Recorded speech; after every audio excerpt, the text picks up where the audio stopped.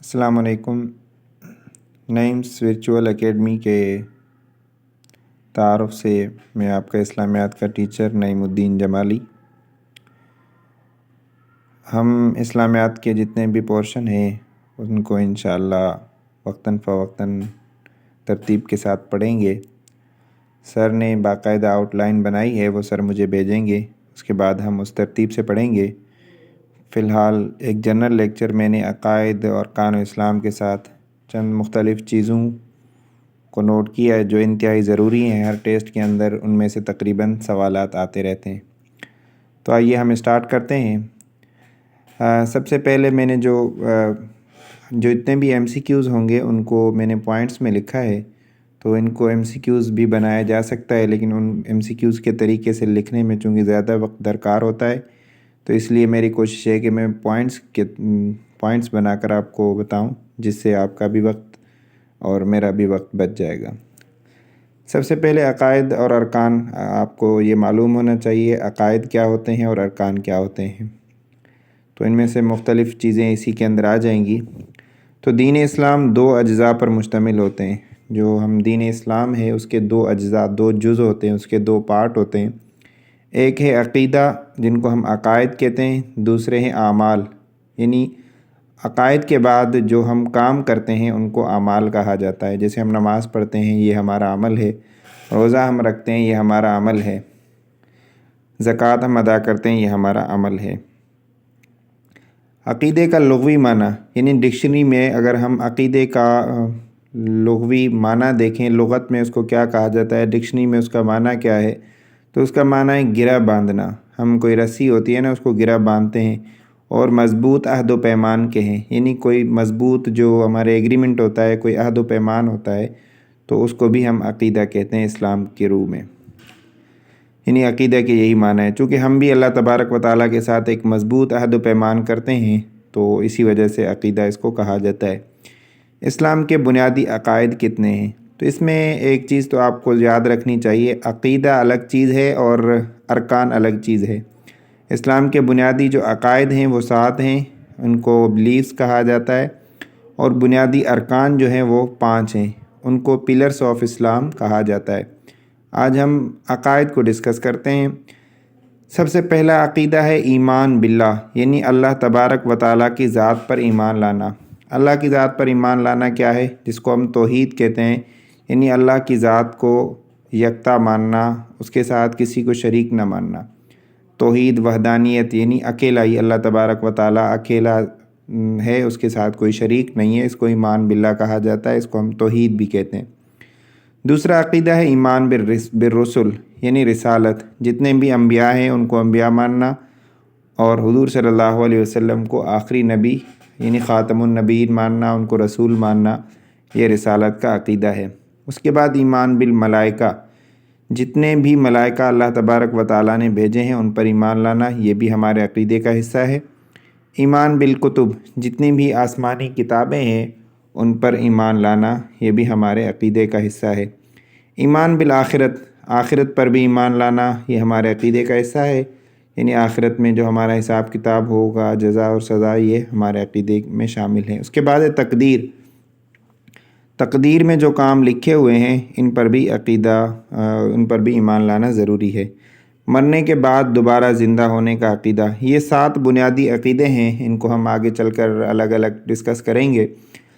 تو ان 7 عقیدوں میں سے اگر کوئی آدمی کسی ایک عقیدے کا بھی انکاری ہوگا تو وہ مسلمان نہیں کہلائے گا، تو اس لیے ان 7 بنیادی عقائد کو انتہائی ضروری قرار دیا گیا ہے۔ اگر ان عقائد میں سے کسی ایک عقیدہ بھی کوئی اگر انکار کرے گا تو وہ مسلمان نہیں کہلائے گا۔ اس کے بعد ہے توحید، یہ جو ہم نے ایمان باللہ پڑھا اس کو ہم نے توحید بھی کہا۔ توحید کا مطلب ہے اکیلا، یکتا، واحد، یعنی اس کے ساتھ کوئی شریک نہیں ہے۔ توحید کی 3 اقسام ہیں، یعنی اس کی 3 قسمیں ہیں۔ پہلا ہے توحید ذات، یعنی اللہ تبارک و تعالیٰ اپنی ذات میں بھی اکیلا ہے، اس کی ذات میں بھی کوئی شریک نہیں ہے۔ اللہ تبارک و تعالیٰ کی جو ذاتی اہمیت ہے اس حساب سے اللہ تبارک و تعالیٰ اکیلا ہے، اس کی ذات میں کوئی شریک نہیں ہے۔ دوسرا ہے توحید فی الصفات، جس کو توحید صفات بھی کہا جاتا ہے، یعنی اللہ تبارک و تعالیٰ کی جتنی صفتیں ہیں اس میں بھی اللہ تبارک و تعالیٰ اکیلا ہے، یکتا ہے، اس میں کوئی اس کے ساتھ شریک نہیں ہے۔ تیسرا ہے توحید افعال، یعنی اللہ تبارک و تعالیٰ اپنے افعال، اپنے جو کام ہیں اللہ تبارک و تعالیٰ کے، اس میں بھی کوئی شریک نہیں ہے۔ اگر ان میں سے کسی ایک کو بھی شریک ٹھہرایا جائے تو اس کو شرک کہا جاتا ہے۔ قرآن مجید میں شرک کو بڑا ظلم کہا گیا ہے۔ قرآن مجید کی آیت ہے ان الشرک لظلم عظیم، یعنی شرک جو ہے وہ بہت بڑا ظلم ہے۔ شرک کی عموماً 3 اقسام ذکر کی جاتی ہیں، ایک شرک فی الذات، ایک شرک فی الصفات، تیسرا ہے شرک فی العبادہ۔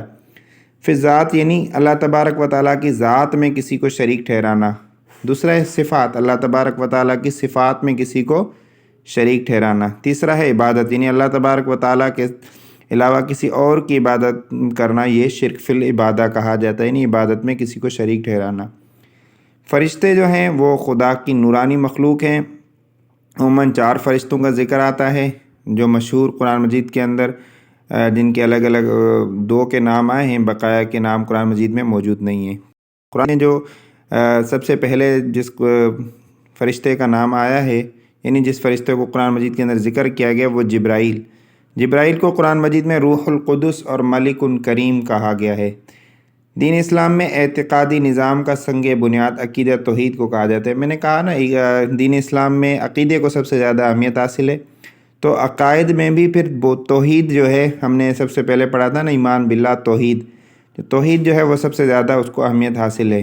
توحید کے بعد دوسرے عقائد کی ترتیب وار جو ہے وہ اہمیت آتی ہے، لیکن سب سے پہلے جو عقائد میں زیادہ اہمیت کا حامل ہے اعتقادی نظام، یعنی ہمارا جو عقیدے کا نظام ہے، ہماری عقائد کا جو نظام ہے، اس میں سنگ بنیاد یعنی مین جو ہے وہ عقیدہ توحید ہے۔ اس کے بعد ہے اہم فرشتوں کے نام، کیونکہ یہاں پر میں نے آپ کو بتایا تھا شروع میں کہ ہم تھوڑی سی جنرل چیزیں ڈسکس کریں گے، جب تک سر کی طرف سے ہمیں آؤٹ لائن ملے گی تو پھر ہم اس حساب سے، اس ترتیب سے ڈیلی لیکچر پڑھیں گے۔ تو اہم فرشتوں کی تعداد 4 ہے۔ ویسے فرشتوں کچھ اور بھی ہیں، کرامن کاتبین ہیں، اور اس کے علاوہ منکر نکیر، لیکن اہم فرشتے جو ہیں ان کے میں نے یہاں نام بھی لکھے ہیں اور ان کے کام بھی لکھے ہیں۔ اہم فرشتوں کی تعداد 4 ہے۔ سب سے پہلے جبرائیل امین، جو اس کا کام ہے وہ انبیاء کے پاس وحی کا پیغام لانا، اللہ تبارک و تعالیٰ کی طرف سے جو پیغام ہوتا ہے وہ انبیاء کی طرف لانے کا کام جو ہے حضرت جبرائیل امین کا تھا۔ اس کے بعد ہے اسرافیل قیامت کے روز جو ہے وہ سور پھونکے گا، جس سے قیامت برپا ہوگی۔ اسرافیل کا یہ کام ہے۔ اسرائیل کا کام ہے روح قبض کرنا، کسی کو موت کے حوالے کرنا، یعنی کسی کی جان نکالنا۔ میکائیل کا کام ہے بارش برسانا اور کھانے کا بندوبست کرنا۔ قرآن مجید میں صرف 2 فرشتوں کا نام آیا ہے، ایک حضرت جبرائیل اور حضرت میکائیل کا۔ جبرائیل کا نام قرآن مجید میں 4 دفعہ 4 آیات کے اندر آیا ہے۔ میں نے پیچھے بھی بتایا، قرآن مجید میں جبرائیل کو روح الامین اور روح القدس کے نام سے یاد کیا گیا، ملک کریم بھی کہا گیا ہے۔ روح الامین، روح القدس اور ملک کریم، یہ جبرائیل امین کے نام ہیں۔ قرآن مجید میں ان ناموں سے ان کو پکارا گیا ہے۔ قرآن مجید میں 2 اور فرشتوں کا نام آتا ہے، ان کا بھی عموماً مختلف ٹیسٹوں میں پوچھا جاتا ہے۔ قرآن مجید میں جن 2 فرشتوں کا نام ایک ساتھ ذکر ہوا ہے، ان کے نام کیا ہیں؟ تو ان کے ایک کا نام ہاروت ہے، دوسرے کا نام ماروت ہے۔ بعض دفعہ یہ پوچھا جاتا ہے کہ وہ کس شہر میں نازل کیے گئے تھے، تو وہ بابل کا شہر ہے، وہاں پر نازل کیے گئے تھے۔ یہ امپورٹنٹ کویسچن ہے، مختلف ٹیسٹوں کے اندر پوچھا جاتا ہے۔ 2 اور چیزیں ہیں قرآن مجید میں، جنت کا جو خازن ہے، جنت کا جو نگران ہے، اس کا نام جو ہے رضوان ہے، اور جہنم کے نگران یعنی جہنم کے داروغے کا نام جو ہے مالک ہے۔ قبر میں جو سوال جواب کرنے والے فرشتے ہیں، ان کے نام کیا ہیں؟ ان کو ہم منکر نکیر کہا جاتا ہے، منکر نکیر۔ انسان کے جو اعمال درج کرتے ہیں، ہمارے کندھوں پر جو فرشتے بیٹھے ہوتے ہیں، جو ہمارے نیک اعمال اور برے اعمال درج کرتے ہیں، ان کو کرامن کاتبین کہا جاتا ہے۔ تو یہ آج کا مختصر سا لیکچر جنرل بھی تھا، اور کچھ عقائد کے حوالے سے بھی کچھ چیزیں اس کے اندر آ گئی۔ تو ہم انشاءاللہ نیکسٹ جو ہمارا لیکچر ہوگا، ہم ان عقائد کو الگ الگ، ہر ایک عقیدے کو الگ الگ ڈسکس کریں گے، اس کی تشریح بیان کریں گے۔